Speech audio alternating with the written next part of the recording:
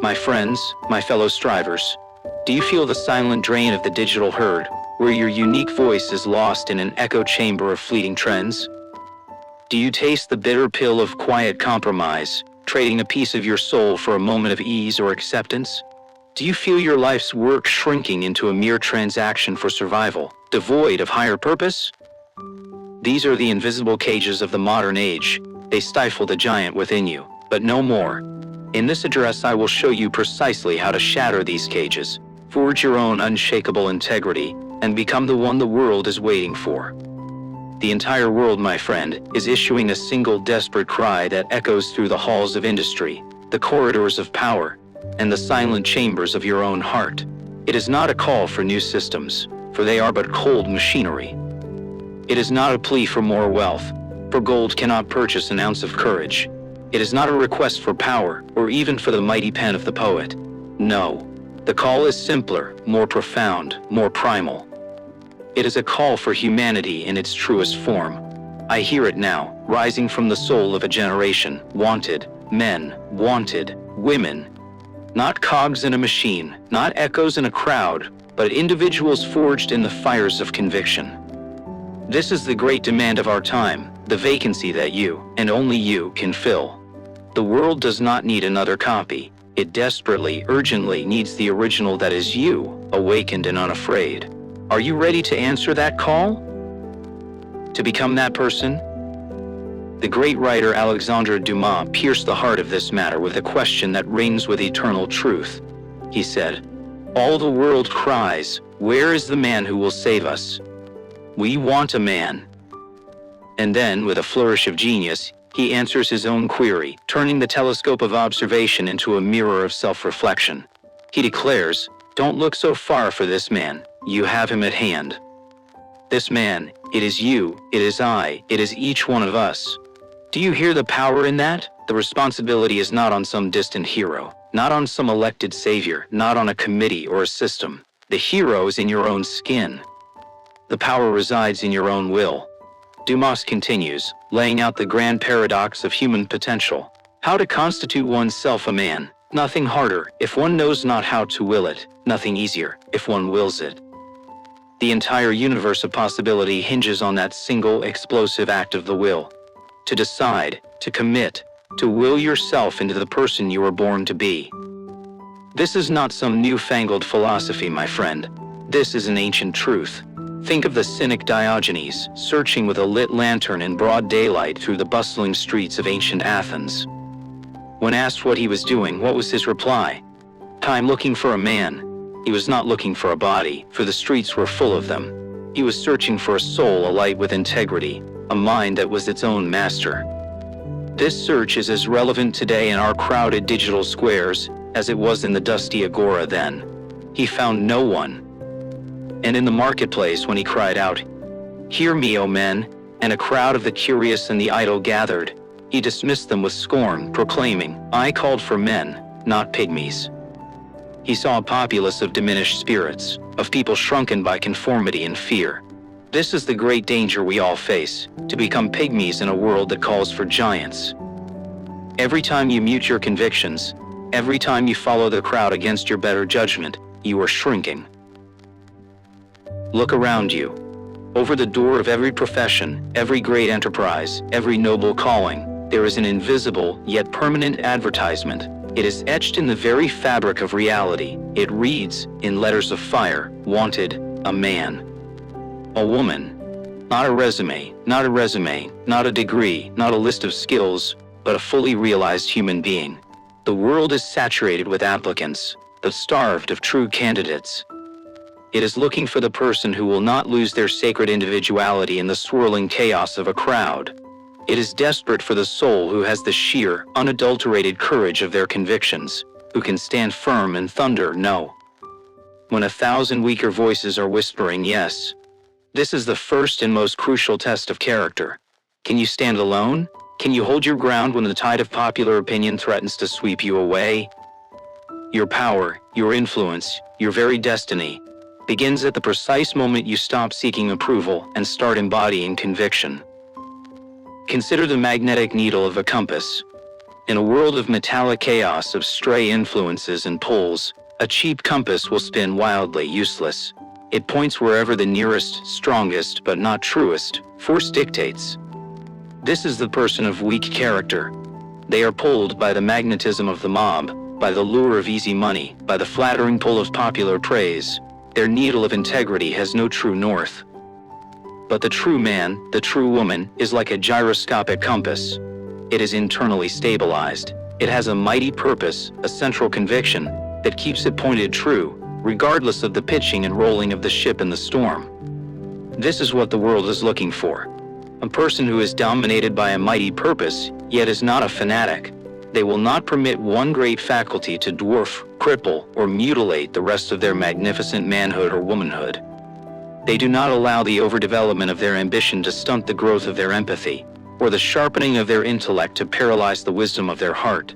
They are whole, balanced, and true. This leads us to the very heart of a meaningful life. Your work, your occupation, your calling. The world is crying out for a man, for a woman who is larger than their calling. What does this mean? It means someone who rejects the tragically low estimate of their occupation as being merely a means of getting a living. My friend, if you see your work as just a way to pay the bills, you have already condemned yourself to a prison of mediocrity. A job is a transaction. A calling is a transformation. The person of integrity sees far more in their daily labor. They see a gymnasium for the soul. They see self-development, education, and culture. They find in the challenges of their work the very discipline and drill that forges character and tempers their spirit into steel. To the person of purpose, the desk is an altar, the workshop is a laboratory for self-discovery, and the marketplace is a grand arena for the testing and proving of one's manhood or womanhood. Your work is not what you do for a living. It is what you do with your life. Let me be plain. The opposite of this ideal is not some villain from a storybook. It is the common, everyday man or woman who has allowed themselves to become a specialist in the narrowest sense. They are the brilliant lawyer who has no time for poetry or art, whose heart has become as dry as his legal briefs. They are the master financier whose soul has shriveled to the size of a dollar sign, who can calculate markets to the penny but cannot comprehend the value of a selfless act. This is the mutilation of the self I speak of. When one faculty, be it ambition, intellect, or skill, is fed at the expense of all others, it becomes a monstrous cancer. It does not elevate, it consumes. The man wanted by the world is a symphony, not a single shrill note. He has a dominant melody, his mighty purpose, but it is enriched and supported by the harmony of a fully developed character, a broad culture, and a compassionate heart. He is not just a great professional. He is a great man who happens to be a professional. Think of the power of saying no. We are conditioned from childhood to be agreeable, to say yes to be liked. But the yes of a person who cannot say no is worthless. It has no substance. It is a hollow echo of another's will. The yes of a person who has demonstrated the courage to say no to injustice, no to compromise, no to the easy and popular path. That yes has the force of a thunderclap. It is a declaration of allegiance, a commitment backed by the full weight of their character. I knew a young architect, a brilliant woman, who was offered a career-making contract to design a massive complex. But she discovered the project would displace a community and destroy a beloved park. The world told her to say yes. Her partners, her finances, her ambition all screamed, yes. But in the quiet council of her own soul, a powerful no was formed. She walked away. Did she lose? For a moment, yes. But in the long run, she gained something infinitely more valuable, herself. Her integrity became her reputation, a rock upon which a truer, more meaningful career was built.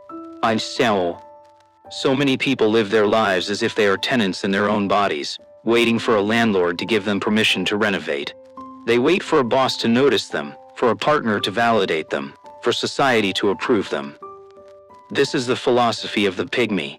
The man or woman of purpose is the sole, absolute owner of their existence.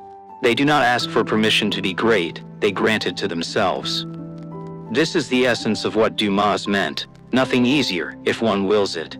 The will is the sovereign, the king, the absolute master of your inner world. Every external circumstance is merely a courtier, trying to offer advice or exert influence. But the final decree comes from you.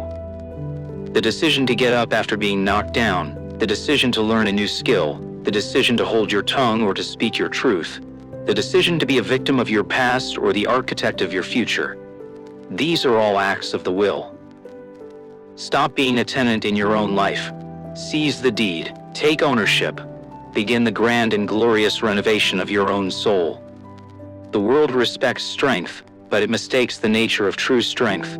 It is not the blustering force of the bully or the unyielding dogma of the fanatic. True strength is the quiet, unshakable resolve of the individual who knows their own mind. It is the person who can listen to every argument, entertain every opinion, and then, in the sanctuary of their own conscience, make their own choice. They are not a weather vane spinning with every new gust of doctrine. They are a deep-rooted oak whose leaves may rustle with the winds of change, but whose trunk remains immovable. This is the individuality the world craves. In an age of information overload, where a million voices shout for your attention, the ability to discern your own signal from the noise is the superpower of the 21st century. It requires you to build a strong core of principles, to educate yourself not just for a career but for life, and to value your own judgment above the roar of the crowd. This is not arrogance, it is self-possession. It is the bedrock of integrity. Let us return to your occupation. The man who is smaller than his calling is a pitiful sight. He is the clerk who is only a clerk, the mechanic who is only a mechanic, the manager who is only a manager. He clocks in, he performs his tasks, he clocks out.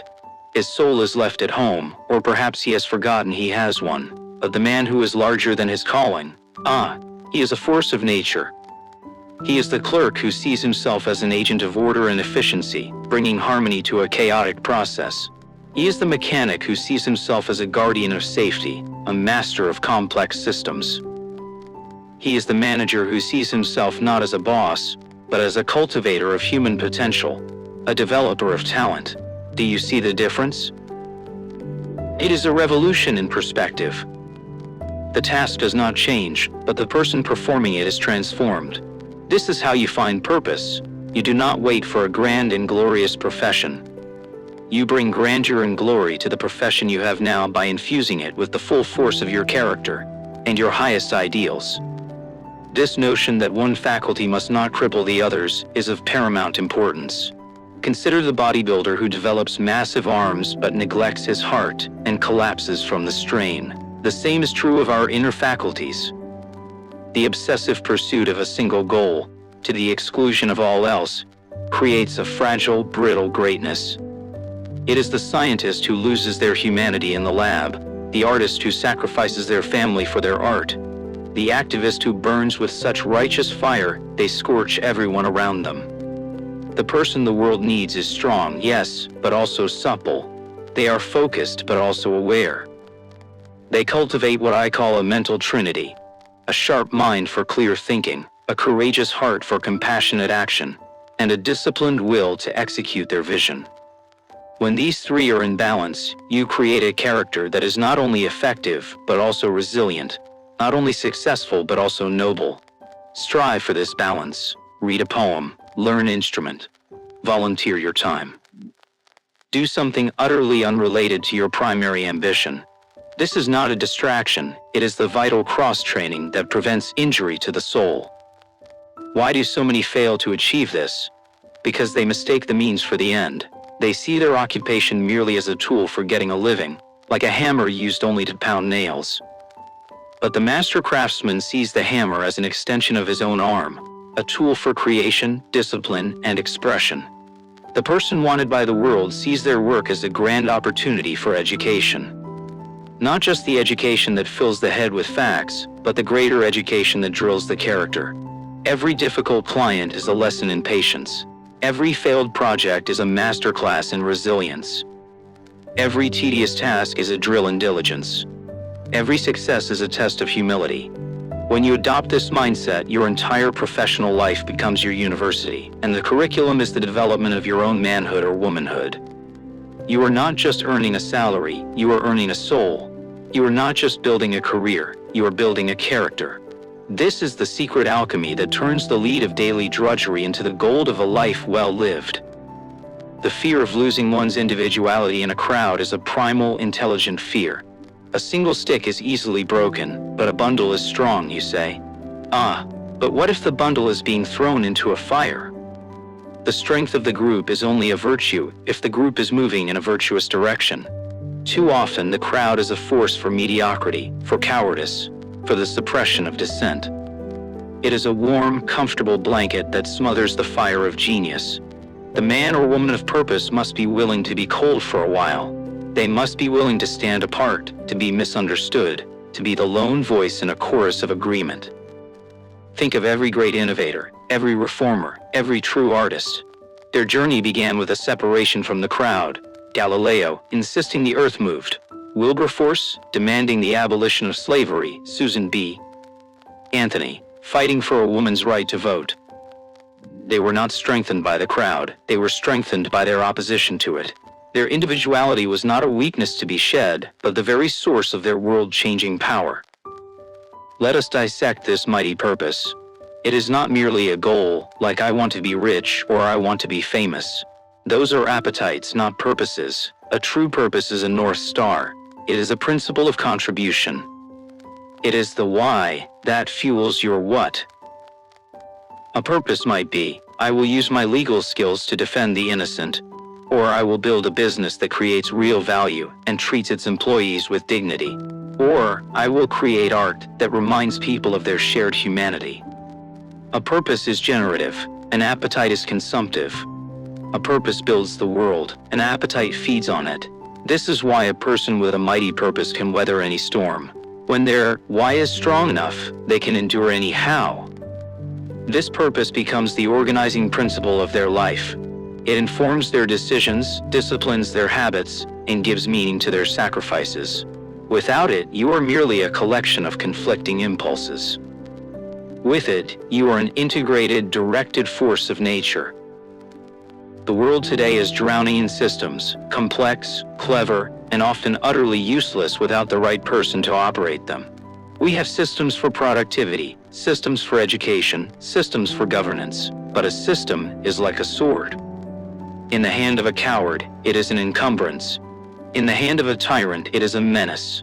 In the hand of a person of integrity and skill, it is a tool for liberation and justice. Stop looking for the next system, the next app, the next methodology to save you. The most sophisticated system in the universe is the one that rests between your ears and within your heart. You are the system. Your character is the operating code. Your habits are the algorithms. Spend less time trying to find the perfect external system and more time upgrading your internal one. Cultivate discipline, read deeply, think critically, and act with courage. When the person is right, any system will work. When the person is wrong, no system will save them. The advertisement wanted, a man is not just over the door of professions. It is over the door of every home. It is sought in every friendship. It is the silent plea in the heart of every community. We want people who are dependable, whose word is their bond, whose character is a rock in the shifting sands of life. We crave friends who will tell us the truth, not just what we want to hear. We need neighbors who take pride in their community, not just in their own yard. We need parents who model integrity, not just demand obedience. This is not a philosophy for the workplace alone, it is a philosophy for life.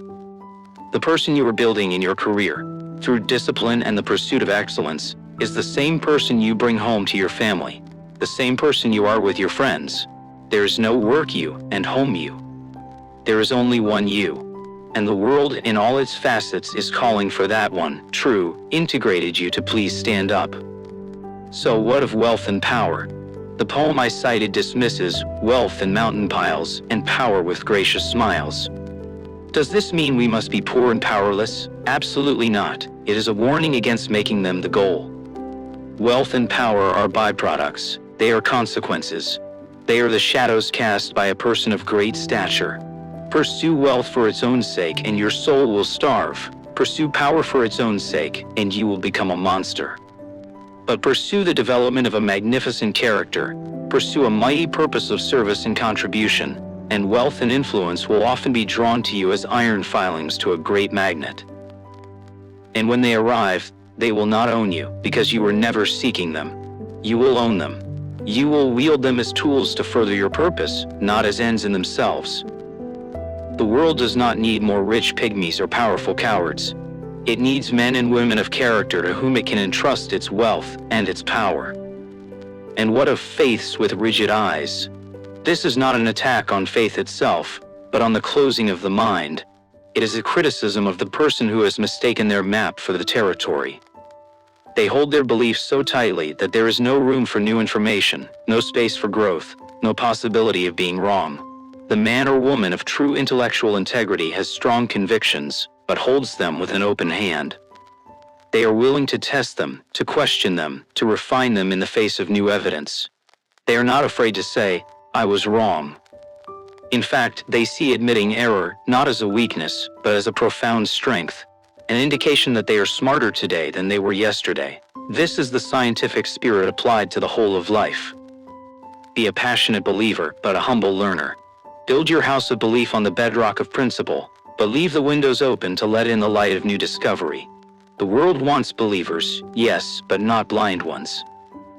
This courage of conviction I speak of, do not mistake it for mere contrarianism. It is not the childish impulse to disagree for the sake of disagreeing. That is just another form of slavery, where your position is dictated by the crowd, only in reverse. The truly independent mind does not care what the crowd thinks, whether for or against. It cares only for what is true, what is right, what is effective. It may agree with the crowd today and disagree tomorrow, and its own consistency is not to the crowd's opinion, but to its own internal principles. This requires a deep and abiding honesty with oneself. It requires the willingness to do the hard work of thinking, researching, and reflecting, rather than outsourcing your opinion to a party, a pundit, or a popular influencer. Ask yourself this piercing question: is this belief truly mine, forged in the fire of my own thought and experience? Or is it a borrowed garment, worn for comfort and convenience? The answer will reveal the true measure of your individuality. Let us revisit the idea of self-culture within your occupation. This is a revolutionary concept for most, who see culture as something you get at a museum or a concert hall. But culture is the refinement of your sensibilities, the broadening of your perspective, the deepening of your understanding of humanity. And where better to practice this than in the daily laboratory of your work? Dealing with a diverse team is a lesson in cultural anthropology. Crafting a clear and persuasive email is a lesson in rhetoric and composition. Resolving a conflict between colleagues is a masterclass in diplomacy and human psychology. Designing a product that is both beautiful and functional is an exercise in aesthetics and engineering. See your work through this lens. Every day presents a new curriculum for your own refinement. The person who embraces this becomes more than just a competent employee. They become a more interesting, more empathetic, and more worldly human being. Their job does not just pay their rent, it pays for their evolution. But you may say, my job is dull. It is repetitive. There is no room for such lofty ideas. My friend, that is the cry of the pygmy spirit. It is the excuse of the unwilled mind. Diogenes could have found occasion for his philosophy in any task. The great emperor Marcus Aurelius found time for his meditations while commanding armies and managing a vast empire.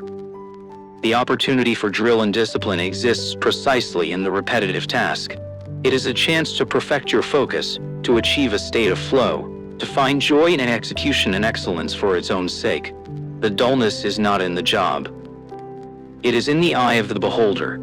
The person of purpose can turn the most mundane task into a meditation on presence and skill. They can transform a boring spreadsheet into an exercise in order and clarity. They can turn a routine sales call into a moment of genuine human connection. Do not blame your circumstances. Seize them. The power to transfigure your reality lies not in changing your job, but in changing your mind.